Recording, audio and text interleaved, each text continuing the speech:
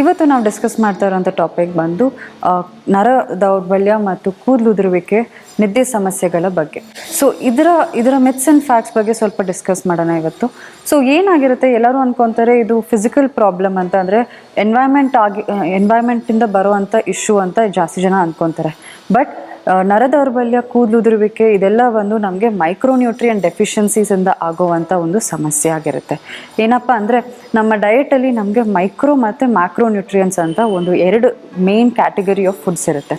So micronutrients ಅನ್ನೋದು ನಮ್ಮ ಡಯಟಲ್ಲಿ ಸ್ವಲ್ಪ ಪ್ರಮಾಣದಲ್ಲಿ ಬೇಕಾಗಿರುವಂಥದ್ದು, ಬಟ್ ಇದು ಮಿಸ್ ಆದರೆ ಡೆಫಿಷಿಯನ್ಸೀಸ್ ಕಾಣಿಸ್ಕೊಳ್ಳುತ್ತೆ. ಮ್ಯಾಕ್ರೋನ್ಯೂಟ್ರಿಯನ್ಸ್ ಅನ್ನೋದು ನಮಗೆ ಕಾರ್ಬೋಹೈಡ್ರೇಟ್, ಪ್ರೋಟೀನ್ ಮತ್ತು ಫ್ಯಾಟ್.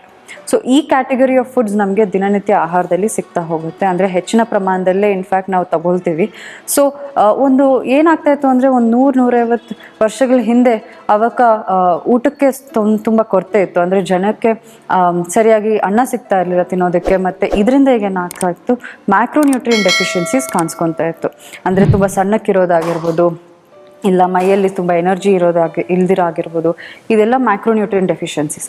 ಈಗಿನ ಕಾಲದಲ್ಲಿ ಏನಾಗಿದೆ, ನಮಗೆ ಊಟಕ್ಕೇನು ಕೊರತೆ ಇಲ್ಲ, ಇನ್ನು ಬೇಕಾಗಿದ್ದಕ್ಕಿಂತ ಜಾಸ್ತಿನೇ ನಮಗೆ ಪ್ರಮಾಣದಲ್ಲಿ ಊಟ ಎಲ್ಲ ಸಿಗ್ತಾ ಇದೆ.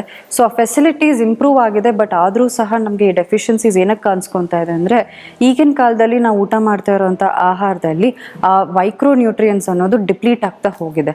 ಅಂದರೆ ನಾವು ಯೂಸ್ ಮಾಡೋವಂಥ ಅಗ್ರಿಕಲ್ಚರ್ ಪ್ರಾಸೆಸ್ ಆಗಿರ್ಬೋದು, ಅದನ್ನು ಕುಕ್ ಮಾಡೋವಂಥ ರೀತಿ ಆಗಿರ್ಬೋದು, ಮತ್ತು ನಮ್ಮ ಮೈಯಲ್ಲಿ ಅಬ್ಸಾರ್ಪ್ಷನ್ ಕೆಪಾಸಿಟಿನೂ ಸಹ ಆದಷ್ಟು ಕಡಿಮೆ ಆಗ್ತಾ ಹೋಗಿದೆ. ಸೊ ಇದರಿಂದಾಗಿ ನಮಗೆ ಈ ಮೈಕ್ರೋನ್ಯೂಟ್ರಿಯನ್ ಡೆಫಿಷಿಯನ್ಸೀಸ್ ಜಾಸ್ತಿ ಕಾಣಿಸ್ಕೊತಾ ಇದೆ.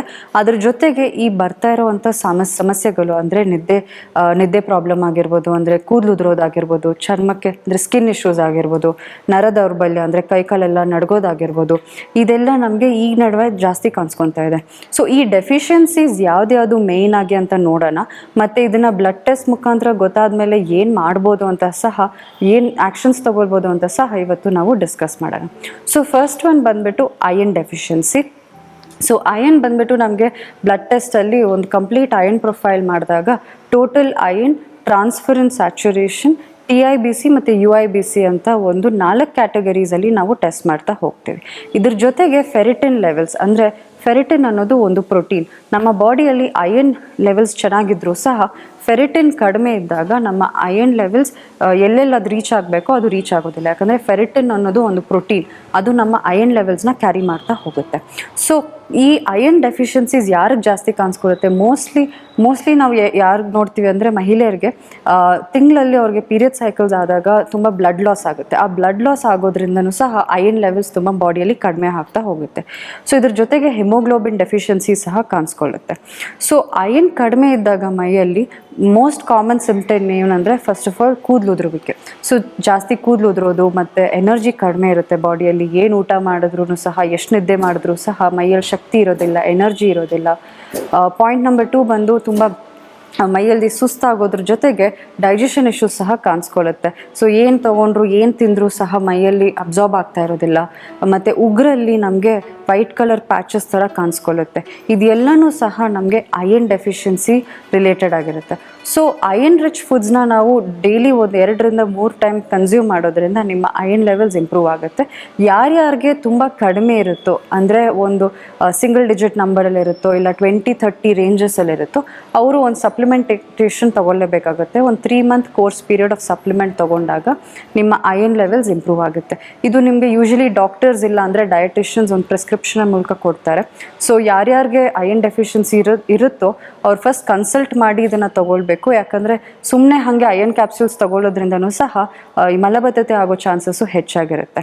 ಸೊ ಪಾಯಿಂಟ್ ನಂಬರ್ 2 ಬಂದು deficiency of vitamin D deficiency ಅನ್ನೋದು ಜಾಸ್ತಿ ಜನಕ್ಕೆ ಕಾಣಿಸ್ಕೊಳ್ತಾ ಇದೆ. ಈ ನಡುವೆ ಅಂತೂ ಎಲ್ಲರೂ, ನಾನು ಬಿಸಿಲಲ್ಲಿ ಒಂದು ಅರ್ಧ ಗಂಟೆ ಕಾಲ ಕುತ್ಕೊತೀನಿ ಬೆಳಗ್ಗೆ ಹೊತ್ತು, ಆದರೂ ಸಹ ನನಗೆ ವೈಟಮಿನ್ ಡಿ ಡೆಫಿಷಿಯನ್ಸಿ ಇದೆ ಅನ್ನೋದ್ರಿಂದ. ಯಾಕಂದರೆ ನಮ್ಮ ಮೈಯಲ್ಲಿ ಅದನ್ನು ಅಬ್ಸಾರ್ಬ್ ಮಾಡ್ಕೊಳ್ಳೋ ಅಂಥ ಕೆಪಾಸಿಟಿ ಕಡಿಮೆ ಆಗಿದೆ. ಸೊ ಇನ್ನೊಂದೇನಪ್ಪ ಅಂದರೆ, ಫ್ಯಾಟಿ ಲಿವರ್ ಇರೋರಿಗೆ, ಎಸ್ಪೆಷಲಿ ನಮಗೆ ಲಿವರ್ ಪ್ರಾಬ್ಲಮ್ಸ್ ಇರೋರಿಗಂತೂ ವೈಟಮಿನ್ ಡಿ ಅಬ್ಸಾರ್ಪ್ಷನ್ ತುಂಬಾ ಕಡಿಮೆ ಇರುತ್ತೆ. ಸೊ ಅಂಥವ್ರಿಗೆ ಡೆಫಿಷಿಯನ್ಸೀಸ್ ಹೆಚ್ಚಾಗಿ ಕಾಣಿಸ್ಕೊಳ್ಳುತ್ತೆ. ಸೊ ವೈಟಮಿನ್ ಡಿ ಮೈಯಲ್ಲಿ ಯಾವ್ಯಾವ ಕಮ್ಮಿ ಆಗುತ್ತೋ ಸೊ ಫಸ್ಟ್ ಸಿಂಪ್ಟಮ್ ಬಂದುಬಿಟ್ಟು ಬೋನ್ ಪೇನ್, ಅಂದರೆ ಮೈಕೈ ನೋವು ತುಂಬ ಜಾಸ್ತಿ ಕಾಣಿಸ್ಕೊಳ್ಳುತ್ತೆ. ಸೊ ಇದು ಎಸ್ಪೆಷಲಿ ವಯಸ್ಸಾದವ್ರಿಗಂತೂ ಮೈಕೈಯಲ್ಲಿ ಜೋಮ್ ಹಿಡಿಯೋದಾಗಿರ್ಬೋದು, ನೋವು ಬರೋದಾಗಿರ್ಬೋದು. ಸೊ ಇದೆಲ್ಲ ನಮಗೆ ವೈಟಮಿನ್ ಡಿ ಡೆಫಿಷಿಯನ್ಸಿಯಿಂದ ಆಗುವಂಥ ಒಂದು ಸಿಂಪ್ಟಮ್. ಸೊ ವೈಟಮಿನ್ ಡಿ ಹೇಗೆ ನಮಗೆ ಊಟದಲ್ಲಿ ಅಷ್ಟು ಸಿಗೋದಿಲ್ಲ. So vitamin D egg yoke, ಅಂದರೆ ನಮಗೆ ಎಲ್ಲೋ ಪಾರ್ಟ್ ಆಫ್ ದ ಮೊಟ್ಟೆಯಲ್ಲಿ ನಮಗೆ ಸ್ವಲ್ಪ ಕ್ವಾಂಟಿಟಿಯಲ್ಲಿ ವೈಟಮಿನ್ ಡಿ ಸಿಗ್ಬೋದು. ಬಟ್ ಇದು ನಮ್ಮ ಡೈಲಿ ನೀಡ್ಸ್ಗೆ ಬೇಕಾಗಿರುವಷ್ಟಂತೂ ನಮಗೆ ಸಿಗೋದಿಲ್ಲ. ಅದರಿಂದಾಗಿ ಒಂದು ಚಿಕ್ಕ ಸಪ್ಲಿಮೆಂಟೇಷನ್, ಅಂದರೆ ಒಂದು ತಿಂಗಳಲ್ಲಿ 1-2 ಸತಿ ವೈಟಮಿನ್ ಡಿ ಸಪ್ಲಿಮೆಂಟ್ ತೊಗೊಳ್ಳೋದ್ರಿಂದ ನಿಮ್ಮ ಲೆವೆಲ್ಸ್ ಇಂಪ್ರೂವ್ ಆಗ್ತಾ ಹೋಗುತ್ತೆ. ಮತ್ತು ಪಾಯಿಂಟ್ ನಂಬರ್ 3 ಬಂದು vitamin B12 deficiency. Vitamin B12 ಅನ್ನೋದು ನಮಗೆ ಒಂದು non vegetarian source of vitamin ಆಗಿರುತ್ತೆ. ಅದಕ್ಕೆ ಜಾಸ್ತಿ ವೆಜಿಟೇರಿಯನ್ಸ್ಗೆ ನಮಗೆ B12 ಸಿಗೋದಿಲ್ಲ ಡಯಟಲ್ಲಿ. ಸೊ ಇದು ಬಂದು ನಮಗೆ ಏನಾಗುತ್ತೆ ಅಂದರೆ ಸಿಂಪ್ಟಮ್ಸ್ ಏನಿರುತ್ತೆ ಅಂದರೆ ರಾತ್ರಿ ಹೊತ್ತು ನಿದ್ದೆ ಇರೋದಾಗಿರ್ಬೋದು, ತಲೆನೋವು ಜಾಸ್ತಿ ಕಾಣಿಸ್ಕೊಳ್ಳೋದು, ಮತ್ತು ಕೂದಲು ಉದುರುವಿಕೆ, ಎನರ್ಜಿ ಇಶ್ಯೂಸ್, ಅಂದರೆ ಬೆಳಗ್ಗೆ ಎದ್ದಾಗ ಎಷ್ಟೇ ನಿದ್ದೆ ಮಾಡಿ ಎದ್ದಾಗಲೂ ಸಹ ತುಂಬ ಸುಸ್ತು ಅನಿಸೋದು, ಏನು ಮಾಡೋದಕ್ಕೂ ಸಹ ನಿಮಗೆ ಮೂಡ್ ಬರೋದಿಲ್ಲ, ಮತ್ತು ಎನರ್ಜಿ ತುಂಬಾ ಕಡಿಮೆ ಇರುತ್ತೆ ದಿನ ಎಲ್ಲ. ಇದೆಲ್ಲ ಬಂದು ನಮಗೆ B12 ಡೆಫಿಷಿಯನ್ಸಿಗೆ ರಿಲೇಟೆಡ್ ಆಗಿರುತ್ತೆ. ಸೊ B12 ಸಹ ಇದು non vegetarian source of vitamin ಆಗಿರೋದ್ರಿಂದ ವೆಜಿಟೇರಿಯನ್ಸ್ಗೆ ಇದರ ಡೆಫಿಷಿಯನ್ಸಿ ಇರೋದ್ರಿಂದ ಸಪ್ಲಿಮೆಂಟೇಷನ್ ಒಂದು ಈಸಿ ಮತ್ತು ಒಂದು ರಿಲಯಬಲ್ ಸೋರ್ಸ್ ಅನ್ಬೋದು ಇದನ್ನು ಇಂಪ್ರೂವ್ ಮಾಡೋದಕ್ಕೆ. ಸೊ ಅಟ್ಲೀಸ್ಟ್ 6 ತಿಂಗಳಿಗೆ ಒಂದ್ಸತಿ B12 ಚೆಕ್ ಮಾಡೋದ್ರಿಂದ ಬ್ಲಡ್ ಟೆಸ್ಟಲ್ಲಿ ನಿಮಗೆ ಲೆವೆಲ್ಸ್ ಎಷ್ಟಿದೆ ಅಂತ ಗೊತ್ತಾಗುತ್ತೆ. ಅದ್ರ ಪ್ರಕಾರ ನೀವು ಡಯಟ್ನ ಕರೆಕ್ಟ್ ಮಾಡ್ತಾ ಹೋಗ್ಬೋದು.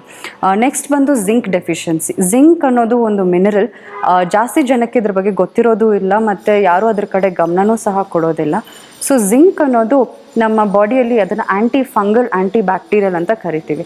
ಸೊ ಯಾರ್ಯಾರಿಗೆ ಈ ಕೋಲ್ಡ್, ನೆಗಡಿ, ಶೀತ ಮತ್ತು ಬ್ಯಾಕ್ಟೀರಿಯಾ ಮತ್ತು ಫಂಗಲ್ ಇನ್ಫೆಕ್ಷನ್ಸ್ ಯಾರ್ಯಾರಿಗೆ ಜಾಸ್ತಿ ಆಗ್ತಾ ಇರುತ್ತೋ ಅಂಥವ್ರಿಗೆ ಜನರಲಿ ಜಿಂಕ್ ಬಾಡಿಯಲ್ಲಿ ಕಡಿಮೆ ಇರುತ್ತೆ. ಸೊ ಜಿಂಕ್ ಅನ್ನೋದು ನಮಗೆ ಕಡಿಮೆ ಕ್ವಾಂಟಿಟಿಯಲ್ಲಿ ನಮಗೆ ನಟ್ಸ್ ಆ್ಯಂಡ್ ಸೀಡ್ಸಲ್ಲಿ ಸಿಗುತ್ತೆ. ಸೊ ಅದು ತುಂಬ ಸ್ಮಾಲ್ ಪ್ರಪೋರ್ಷನಲ್ಲಿ ಬೇಕಾಗಿರುತ್ತೆ ನಮ್ಮ ಮೈಗೆ. ಬಟ್ ಅದು ಆಲ್ಮಂಡ್ಸ್ ಮತ್ತು ವಾಲ್ನಟ್ಸ್, ಅಂದರೆ ಬಾದಾಮಿ ಮತ್ತು ವಾಲ್ನಟ್ಸ್, ಕ್ಯಾಶ್ಯೂ ಮತ್ತು ಕುಂಬಳಕಾಯಿ ಬೀಜದಲ್ಲೂ ಸಹ ನಮಗೆ ಜಿಂಕ್ ಕಂಟೆಂಟ್ ಜಾಸ್ತಿ ಇರುತ್ತೆ. ಸೊ ಇಮ್ಯುನಿಟಿ ಇಶ್ಯೂಸ್ ಇರೋರಿಗೆ, ಮತ್ತು ಕೂದಲುದುರುವಿಕೆ, ಮತ್ತು ಉಗುರಲ್ಲಿ ತುಂಬ ಒಂಥರ ರಿಜ್ಜಸ್ ಥರ, ವೈಟ್ ರಿಜ್ಜಸ್ ಥರ ಬರುತ್ತೆ. ಸೊ ಇಂಥವರೆಲ್ಲ ಜಿಂಕ್ ಕಡೆ ಸ್ವಲ್ಪ ಗಮನ ಕೊಟ್ಟು ಈ ರೀತಿಯಾದ ಫುಡ್ಡನ್ನು ಸ್ವಲ್ಪ ಹೆಚ್ಚಿನ ಪ್ರಮಾಣದಲ್ಲಿ ತಗೊಳ್ಳೋದ್ರಿಂದ ಜಿಂಕ್ ಡೆಫಿಷಿಯನ್ಸಿ ಕಡಿಮೆ ಆಗ್ತಾ ಹೋಗುತ್ತೆ.